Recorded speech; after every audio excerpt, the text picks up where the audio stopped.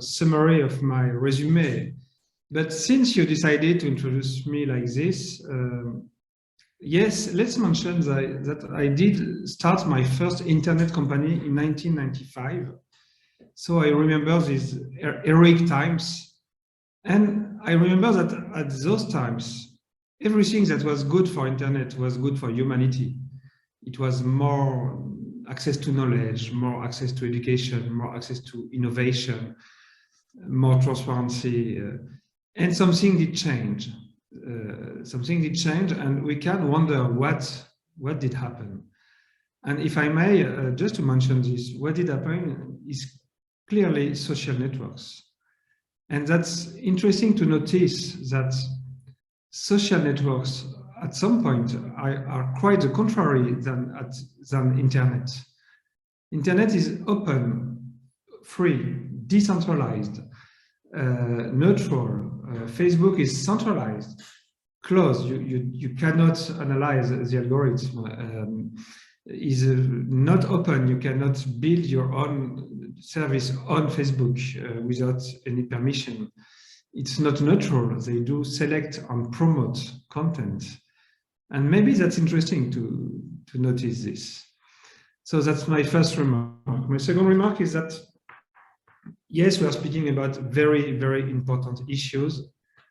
And personally, I believe that now we have a threat on democracy itself. We are breaking the civil space of debate and the common space. So we have to be very, to take it very seriously. But if I may, we are also speaking about a continuum of different threats. And that's important to notice here again, that, for example, we have the spectrum of hate, misinformation, conspirationism, etc. We have the spectrum of voluntary aggression on democracies like disinformation, opinion manipulation, etc. And we have a really terrorist action. And there is a continuum here. It's a coherent spectrum, but probably that's important to remember that we cannot address every kind of threat with the same approach, because we are democracies and we want to protect freedom of speech, access to information, etc.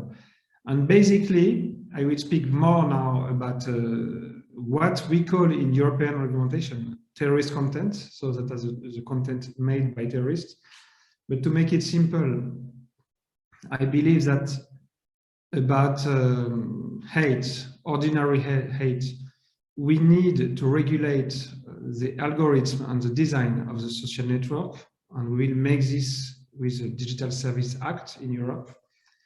About on-purpose operation like disinformation, and as most of my co-speakers did mention, we probably need to organize ourselves to detect, to monitor, to understand, and maybe to suppress sometimes.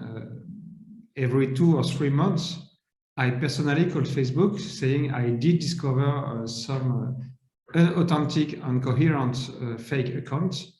Please, let's destroy them, and they destroy them. And we have the issue of terrorist content. And to be a bit severe here, a bit and really serious, the terrorist content is not just a picture, it's a part of the terrorist action. Now, when they design their action, they design the social network impact of the action. And personally, I discovered this when I did work on the Christchurch call, as you did mention.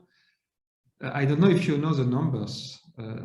The week after the Christchurch attack, in 1 week, we had to face 1 million attempts to republish the video. Every 15 seconds, 1 million attempts to repost this video, just on Facebook. 400,000 attempts to publish the video on YouTube. So they did design the action to have the maximum impact, and this impact is a spread and virality. So when we tackle terrorist content, we save life. It's not just an aftermath. It's not just a consequence. It's something they do on purpose to have the maximum impact. So I wanted to be very clear about this and to share this with you.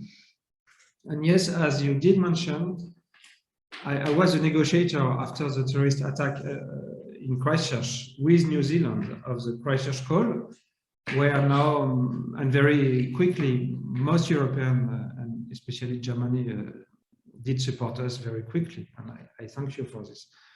Here, our goal was to avoid the publication and the republication of the material made by the terrorists. And that was the first goal. And the second goal, but as important as the first one, was to make it in respect of the rules of law, to be sure that we will discover a democratic approach. And to make it simple, this democratic approach is multi-stakeholderism. We did launch the Christchurch Call with states, with companies, and with civil society. And we did write a lot of rules to be sure, for example, that the companies will tackle the content, but in a transparent manner, and that we will have the possibility to check what they did remove, that the civil society will contribute to detect terrorist content, but will check also if there is a right to contest a decision of content removal. And we did imagine a lot of rules to make a more secure approach. And one of the concrete impacts of the Christchurch Call was that all of you know this, of course. The US companies did launch, I don't know, 10 years ago, one organization, which was GIFCT, GIFCT, Global Internet Forum to Counter Terrorism. And here they have a huge database, and they share terrorist content they did remove. So then if Facebook remove one video, Twitter knows this and will avoid the republication of the video. So that's an organization to avoid republication. And but it was very closed. It was opaque. I don't know how you say in English. So it was just an informal organization with Microsoft and Twitter and Facebook and Google. And we, as governments, because we need accountability, we did ask first to have an independent body. So now the GIFCT is a proper organization with a proper director, with a proper governance. And we did ask to have 5 governments and 5 non-governmental organizations in an advisory board. And we wanted to be non-executive because we didn't want to share the decision, because we didn't trust enough the companies, but we wanted a right to ask questions, to access to some internal documents, to be part of the process, even if we don't share the responsibility of the decision. So that was one of the first results of the Christchurch Call. We have also results, but I will conclude soon, and I want to put the emphasis on some progress we can make. Now the call is growing and growing. It counts more than 50 countries and international organizations. We have 10 major digital platforms, and we will continue to promote this approach, this multi-stakeholder and rules of law oriented approach. But there is still room for improvement. One direction is, of course, the fact that we work with the biggest platforms, but we have more and more small platforms. You all know that in Europe, just in Europe, we have more than 10,000 small platforms. And if you fight radicalization, for example, that's okay to start with the mainstream platforms, because you will protect most citizens from the propaganda, for example. But if you fight terrorist organization, they can easily use small platforms. So we have to make some things about small platforms. We have to pressure the company to have a genuine and efficient commitment. If I may, That's quite easy to have some results with companies because some of the questions we ask are good for their business model. Of course, no one wants to see a dead body, to see an awful picture, to see I did see this, it was awful. The head of the French teacher, Samuel Paty. Twitter don't want this on Twitter. So here, that's easy to cooperate. But when you start to speak about the consequences of the business model, when you start, because there is a role of the business model of the attention economy and of the algorithm of personal advertising. And here we need to make progress here.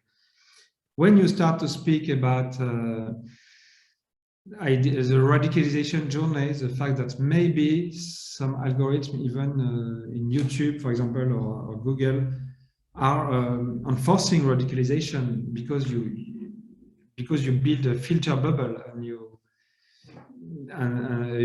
a young man will live concretely day after day in, I don't know, jihadist propaganda, for example.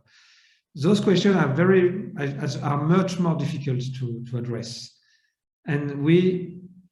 But with the political pressure and with a serious conversation, we can have results. So that's one important issue. We need to be sure that the companies will speak with us about every aspect of their business model.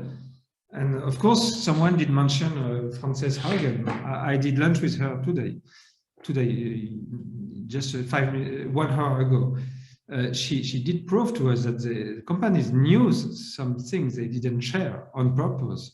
And for example, she told me 1 hour ago that if you buy hate advertising, it's 5 times less expensive than the average advertising because of the business model, because the more efficient the advertising is, the less expensive is at cost per click. So hate advertising is 5 times less expensive than the normal advertising. So this kind of question we have to address this. We need to build with the companies a well-tested and coordinated, robust crisis protocol, because every time we had to use a crisis protocol, for example, in France after Samuel Paty's murder, we discovered that we didn't think about everything and that we did forget some aspect of the issue. So we need an iterative and constant amelioration of the crisis protocol. And we need to open some researches, and for example, about the radicalization journey. I just conclude because I suppose that you did appear on my screen to tell me that I have to conclude, Mr. Schindler. Just to conclude, we believe of this kind of approach if we have also a strong European regulation. The crisis call was very efficient because we were preparing the TCO directive. And when we have both, we have engagement from the companies and the horizon of regulation, everything is great. You can have more engagement because you can use the future regulation to commit the companies. You can test ideas and say to the legislator that it's possible. For example, we did prove with the crisis call that the golden hour was possible. So when the lobbies started to say, no, that's impossible, we said, but we make this for 2 years within the crisis call. And this kind of dual approach, voluntary-based engagement and regulation together can be very strong. So now I listen to the other speakers, and thank you again for the invitation.